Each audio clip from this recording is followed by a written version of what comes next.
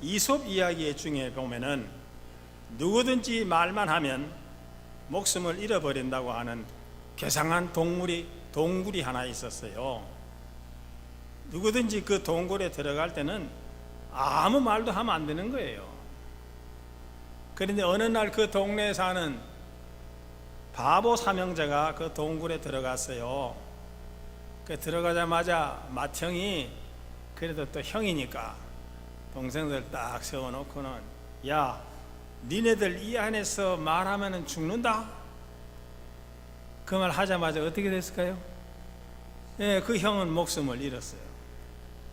그 장면을 본 둘째 형님이 뭐라고 얘기했냐면, 야, 그거 봐라, 말하니까 형이 죽잖아. 어떻게 됐을까요? 둘째도 죽어버렸어. 그 장면을 본 셋째 아들이 혼자 뭐라고 하냐면, 나는 아무 말도 안 했는데, 이 말 했다가 본인도 목숨을 잃어버렸어요. 여러분, 이 이솝 우화가 우리에게 전해주는 뜻이 뭐가 있습니까? 인간이라는 것은 절대로 침묵하고 살 수 없다라는 거예요. 말하지 않고는 살 수가 없는 거예요. 하나님께서 저와 여러분에게 천지 창조하실 때에 하나님의 형상대로 지으시면서 입을 하나씩 다 주셨어요. 그 입을 주신 이유는 뭐냐면 밥이나 시커 먹으라고 입을 준 게 아니라, 그 입을 가지고 하나님을 찬양하고 주님 앞에 기도하고 말씀 들은 것을 세상으로 나가서 전파하고 성도들 간에, 사람들 간에 의사교통을 잘 하라고 입을 하나씩 주신 거예요. 그런데 같은 입을 가지고도 살아가면서 우리는 사람을 말을 통해서 웃기기도 하고 울리기도 해요. 어떤 때는 용기를 주기도 하지만 너무너무 좌절을 주는 말도 해요. 말 속에 꿀이 들어갈 수도 있지만 아주 독한 냄새가 나는 나쁜 말들도 그 안에 들어있어요. 말은요, 사람을 살리기도 하고 죽이기도 해요. 그러므로 우리 그리스도인들은 용기를 주는 말, 격려하는 말, 힘을 주는 말, 행복을 주는 말, 즐거운 말, 아름다운 말만을 하라고 하나님께서 우리에게 입을 주신 것입니다. 그런 의미에서 또 한번 연습해야죠. 옆에 사람들에게 이렇게 인사하세요. 오늘 교회에서 만나니 참 좋습니다. 여기에 액센트를 넣어서 다시 한번 시작. 오늘 교회에서 만나니 참 좋습니다. 그렇게 했으면 이제 서로 입을 가지고 축복도 해야 되죠. 그죠? 주님의 이름으로 축복합니다. 근데 옆에 사람 보라고 그랬더니 안 보고 남만 쳐다보고 앉았네. 그러니까 그 축복이 저한테 다 온 거예요. 축복하는 말을 해야 돼요. 교회가 하고 있는 모든 프로그램의 목적은 결국 하나예요. 모든 사람들이 교회에 와서 복음의 진리를 듣고 구원을 얻게 하기 위해서 교회를 하나님께서 세워주신 거예요. 우리 한번 생각해 보세요. 이 교회라는 곳은 진리의 소리를 듣는 것이고 그 소리를 믿고 전하는 책임이 이 교회에 있는 것입니다.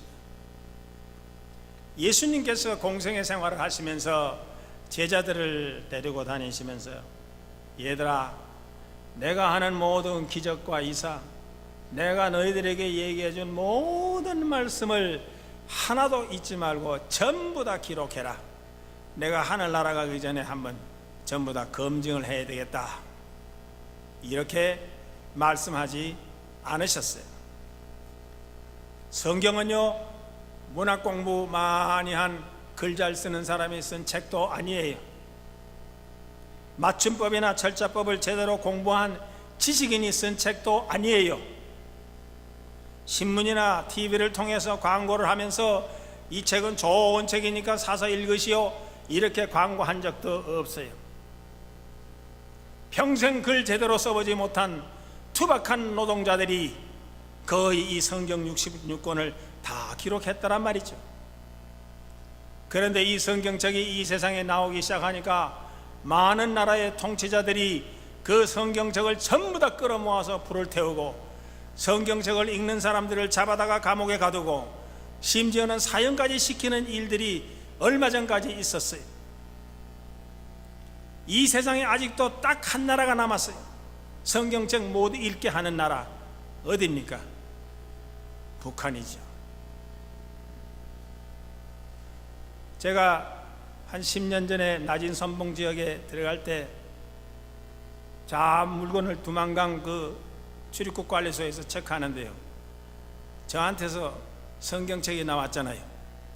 근데 그분들이 내가 목사라는 거 알아요. 그래, 목사 선생님 죄송하지만 이 성경책을 탈탈 털어야 되겠습니다.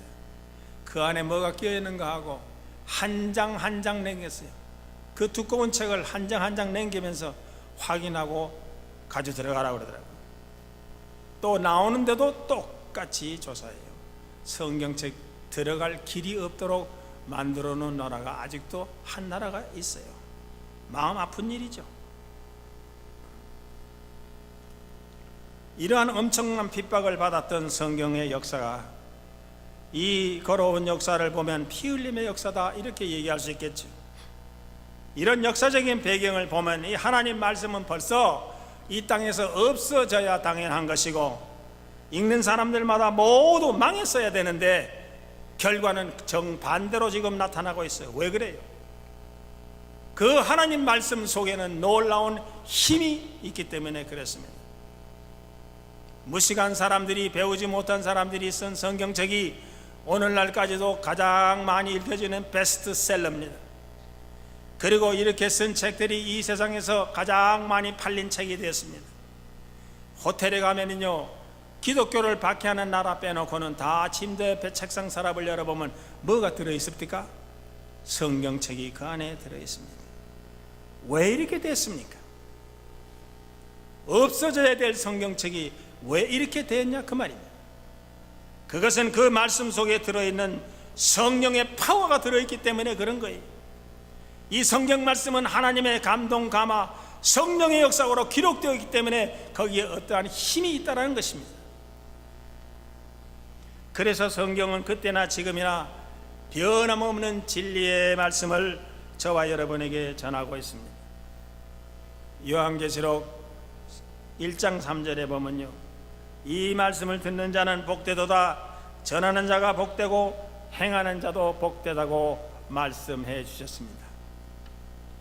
이렇게 좋은 하나님의 말씀을 어떻게 해야 할 것이냐? 오늘 주시는 첫 번째 교훈은 하나님 말씀 잘 듣고 믿어야 합니다. 한번 따라하세요. 말씀을 잘 듣고 믿자.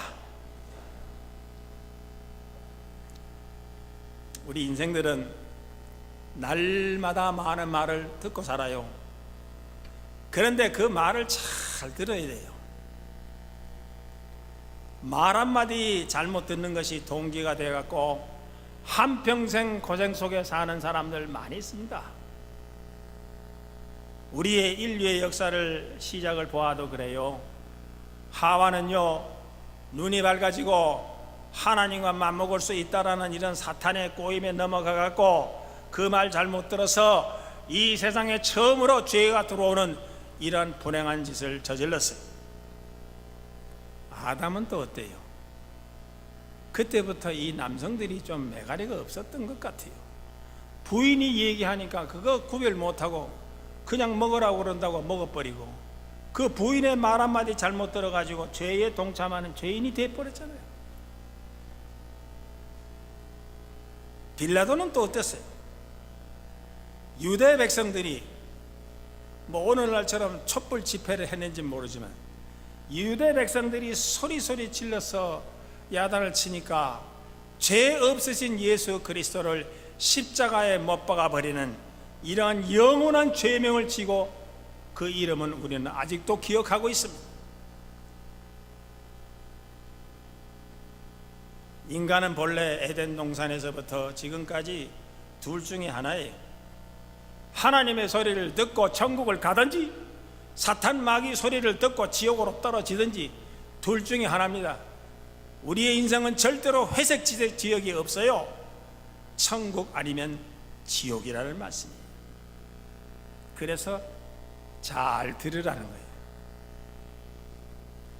누가복음 10장에 보면 예수님께서 신방을 제일 많이 가신 집이 있는데 마르다와 마리아의 집이에요.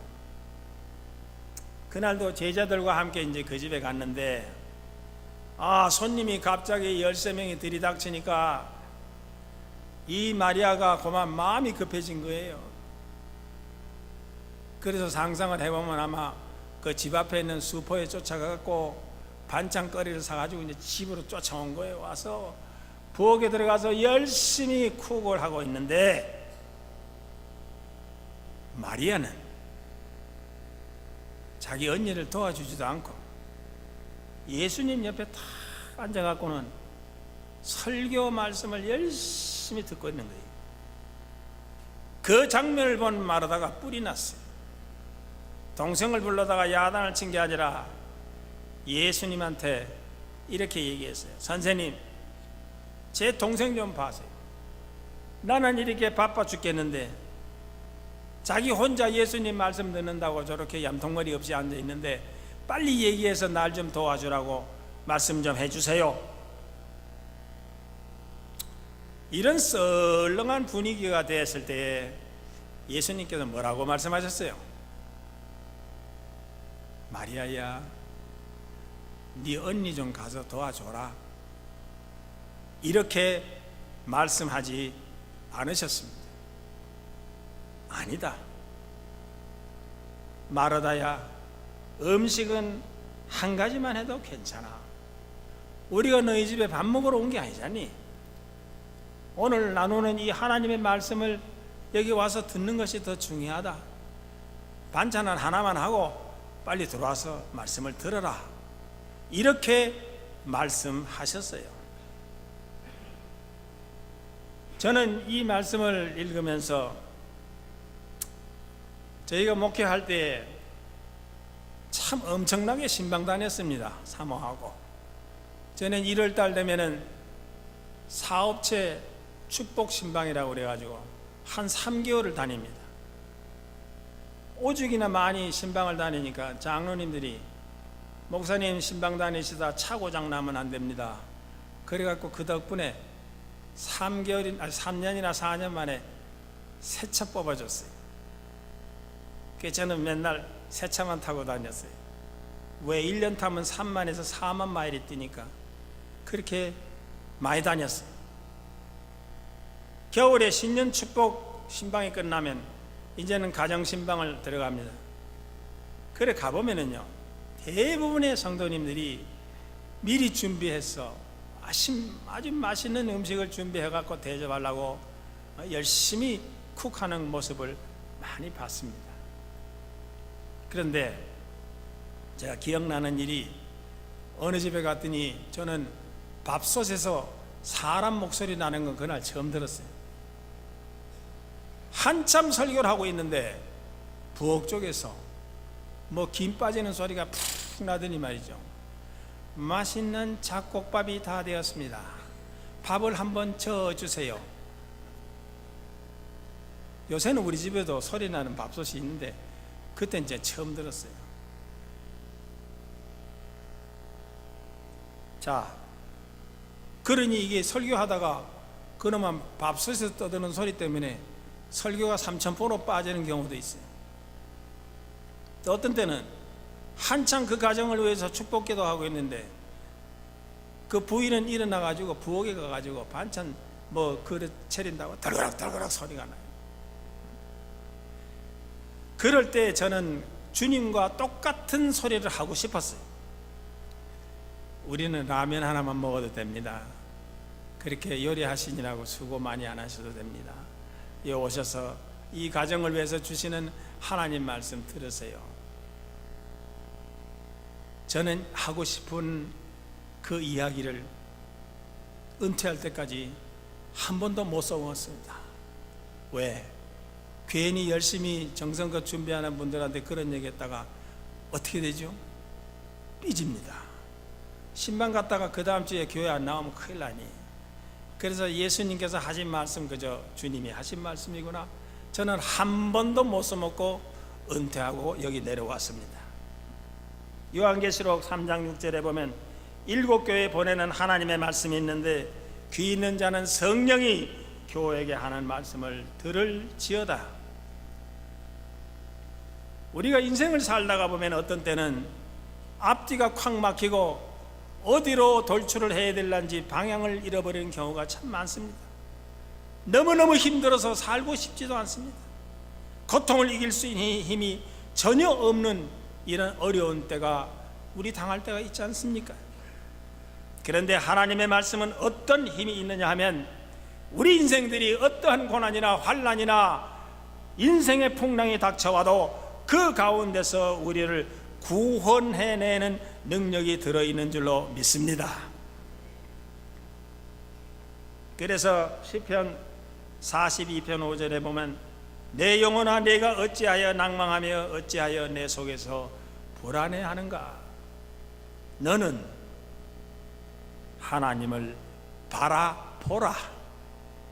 한번 따라하세요. 하나님을 바라보자. 그리고 그 뒤에 약속하신 말씀 잠언 3장 8절에 보면 이것이 내 몸에 양약이 되어 내 골수로 윤택하게 할 것이라고 가르쳐 주셨습니다. 하나님의 말씀은 우리가 상상할 수 없을 만큼의 커다란 능력이 들어 있습니다. 그래서 잘 들으라는 거예요.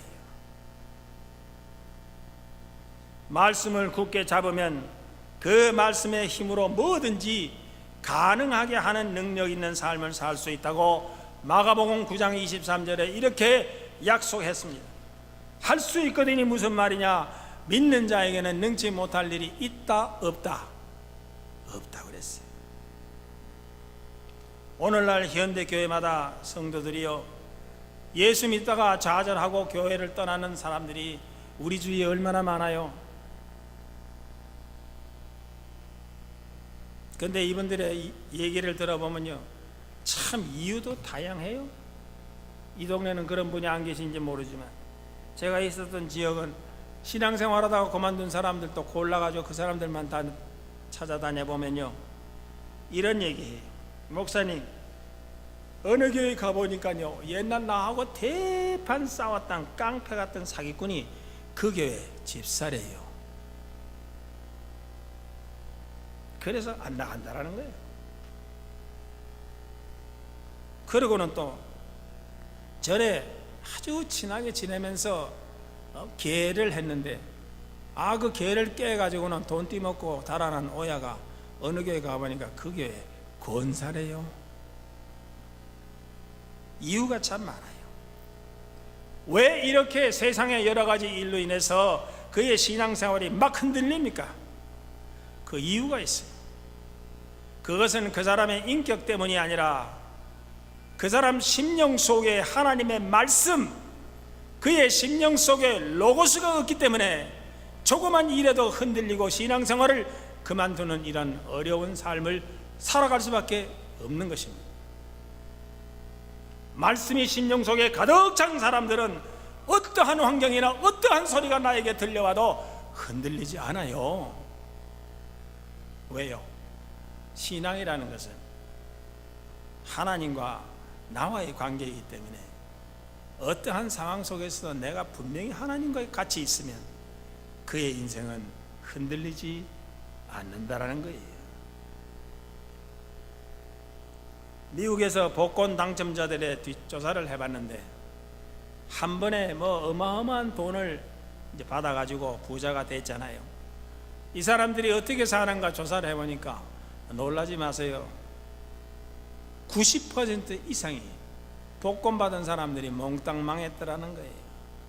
망해도 보통 망한 것이 아니라 알코올 중독자, 마약 중독자, 도박 중독자가 되어가지고 그 가정들마다 폐가 망신하고 자식들도 지멋대로 다 돌아다녀서 어떻게 할 수가 없는, 수습이 안 되는 가정들로 망해버렸다는 거예요. 왜 그랬을까요? 갑자기 졸부가 되니까, 갑자기 없던 돈이 많이 생기니까 그 돈을 관리할 능력이 없어서 결국은 잠시뿐 그 가정들은 망한 것을 알 수가 있습니다. 마찬가지로 우리 크리스천 생활이라고 하는 것은 하나님의 말씀, 로고스로서 무장이 되어 있을 때에 진정한 복된 삶을 살 수 있는 것이지, 그렇지 않는다면 결국은 사탄 마귀에게 질 수밖에 없는 것입니다. 어느 사회학자가 현대인의 모순이라는 글을 썼는데, 지금 인간들은 집단적으로 방향 감각을 잃어버리고 산다라는 거예요. 그러니까 어디로 가는지도 모르고 열심히 뛰어간다는 거예요. 그래서 왜 이렇게 뛰어갑니까? 물어보면 옆에 사람이 뛰니까 나도 뛴다는 거예요. 이것이 좋은지 나쁜지도 모르고 뛴다는 거예요.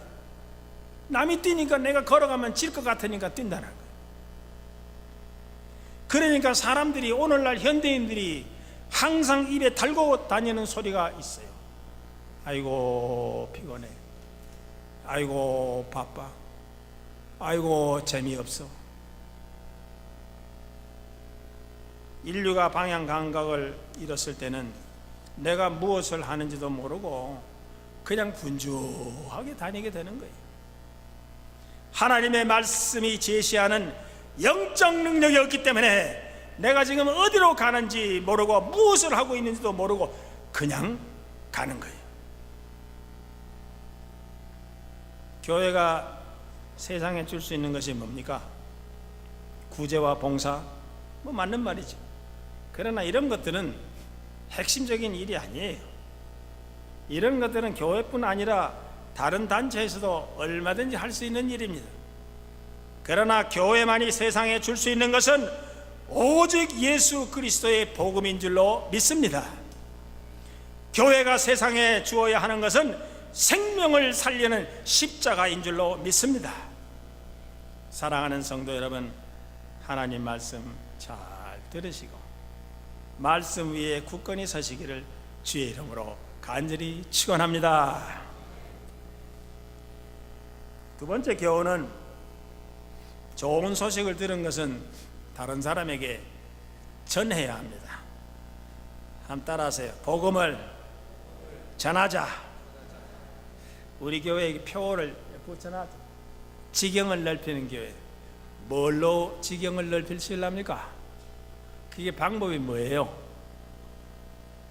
옆에 집 담 뜯어가지고 글로 들어가는 게 지경이 넓히는 거예요? 아니잖아요. 지경을 넓힌다는 것은 심플해요. 하나님 말씀 전해서 우리 교회에 구원받는 자들이 점점 많아져요. 그게 지경이 넓어지는 거예요. 우리가 복음을 증거하지 않으면 누가 할래요? 광고회사 하여해가지고 그 사람들 뭐 하고 선교하라고 하시겠어요? 성경에 보면 전하는 자가 없이는 아무도 들을 수 없다라고 말씀하고 있습니다. 우리 교회가 이 복된 소식을 전해야 될 줄로 믿습니다. 우리는 이미 복음을 듣고 영원한 생명을 얻었고 영원히 살 수 있는 축복을 받은 존재가 되었습니다. 여러분, 기독교에서 말하는 복과 세상에서 말하는 복은 전혀 다릅니다.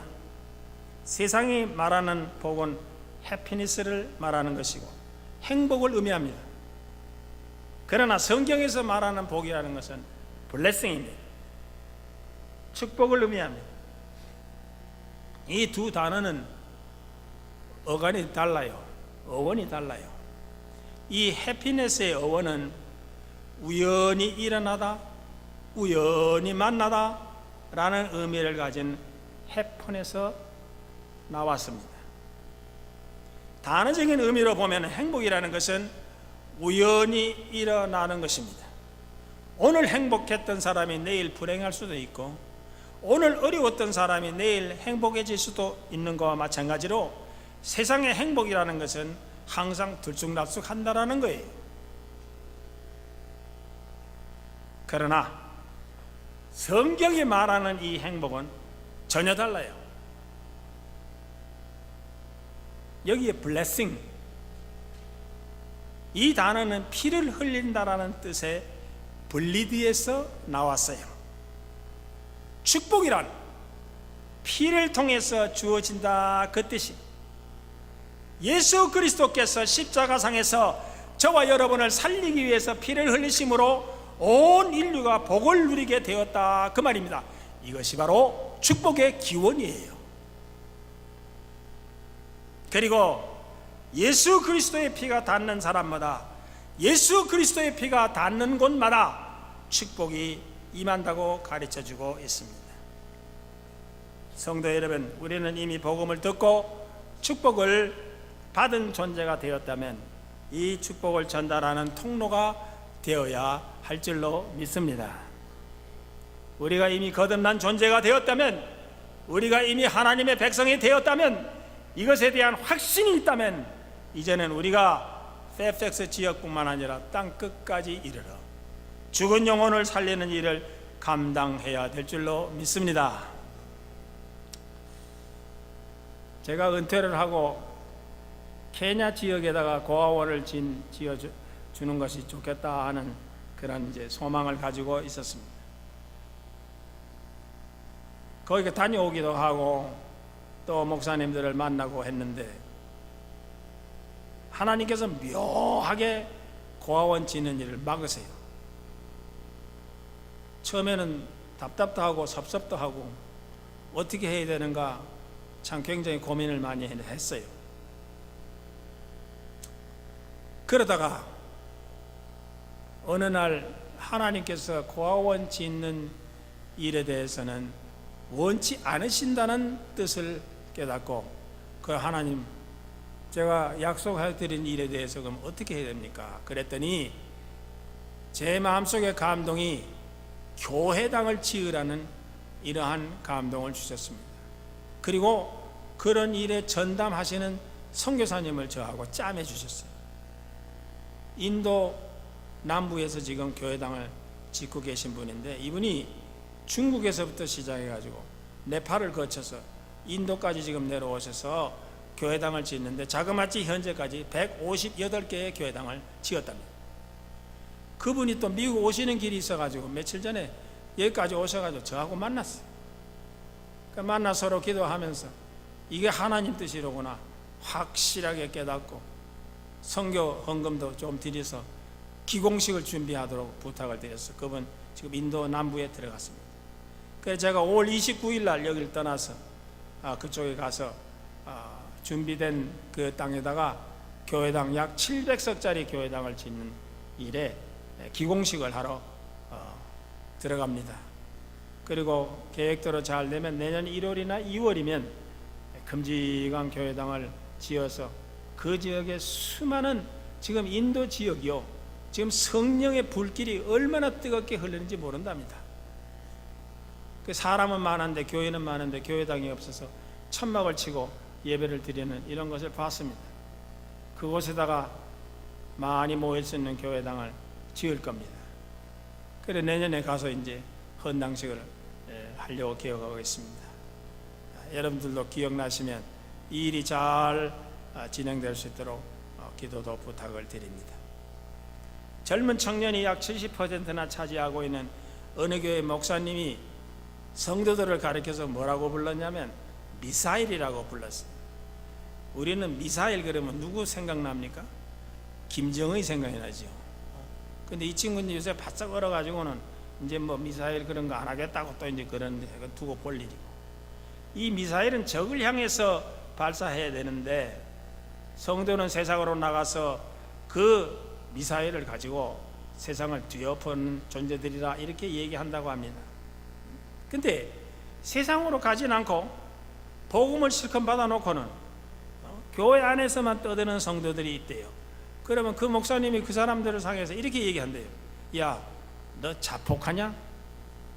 미사일은 발사되지 않고 제자리에서 떠들면 자폭하는 거야. 이렇게 얘기를 해서 성도들로 하여금 세상을 향하여 복음을 들고 나가도록 그렇게 하고 있다고 합니다. 여러분, 우리가 왜 세상으로 나가서 이 복음의 미사일을 들고 폭탄을 터뜨려야 됩니까? 그것은 우리는 복음의 전투병이기 때문입니다. 우리가 전파하지 아니하면 그들이 들을 길이 없어요. 그들이 듣지 아니하면 믿을 길도 없는 거예요. 그러므로 사랑하는 성도 여러분, 우리 교회에서는 말씀을 들음으로 믿음을 굳건히 하시기를 바랍니다. 그리고 세상으로 나가서 복음 폭탄을 터뜨릴 수 있기를 바랍니다. 우리가 전하는 복음은요, 시시한 게 아니에요. 사탄 마귀 아래 있어가지고 지옥 갈 사람들을 예수님 품으로 데려올 수 있는 강력한 무기가 되는 거예요. 그리고 그들을 새 생명을 얻게 하는 복된 소식, 좋은 소식이 되는 것입니다. 그러므로 이 소식을 전하러 가는 사람 발은 복된 발걸음, 아름다운 발걸음이라고 했습니다. 여러분, 우리 주님의 그 마음을 한번 보세요. 로마서 10장 13절에 보면 누구든지 주의 이름을 부르는 자는 구원을 얻으리라. 이 단어에서, 이 성경 구절에서 제일 중요한 말씀이 누구든지라는 단어예요. 누구든지. 우리 예수님은 복음을 전하는 대상, 금수저 물고 나온 사람들의 관심 있으신 분이 아니에요. 가방줄이 긴 사람들에게만 관심이 있는 분이 아니에요. 우리 주님은 누구든지, 잘 사는 사람이나 못 사는 사람이나, 많이 배운 사람이나 못 배운 사람이나, 잘생긴 사람이나 못생긴 사람이나 관계치 않으세요. 누구든지 구원받을 수 있다고 그 문호를 다 개방을 해 주셨어요, 우리 주님께서. 그러므로 우리는 아직까지 복음 없이 살고 주님 없이 살고 있는 사람들에게 복음을 전해야 될 줄로 믿습니다. 이 복음을 들고 우리도 하나님께서 원하시는 이 교회의 지경을 넓혀 나가시기를 주의 이름으로 축원합니다. 말씀을 정리할게요. 구원은 산꼭대기에 올라가고 도 닦아서 얻을 수 있는 게 아니에요. 구원은 믿음을 통해서만 얻을 수 있는 줄로 믿습니다. 믿음은 하나님의 말씀을 통해서 생깁니다. 그러므로 성경에 보면 예수 그리스도의 이름을 부르려고 하면 믿으라고 그랬어요. 믿으려면 들어야 돼요. 들으려면 누군가 전해야 돼요. 따라서 이 소식을 전하러 가는 사람들의 발이 복된 발이라, 그 발이 아름다운 발이라고 오늘 본문 중반에 15절 보면은 기록된 바 아름답도다, 좋은 소식을 전하는 자들의 발이요, 이렇게 기록되어 있습니다. 사랑하는 성도 여러분, 우리 모두도 그리스도의 복음을 전하는 아름다운 발이 되어서 여러분들의 삶에도 축복받으시고 이 교회도 부흥의 역사가 일어날 수 있기를 주님의 이름으로 간절히 축원합니다.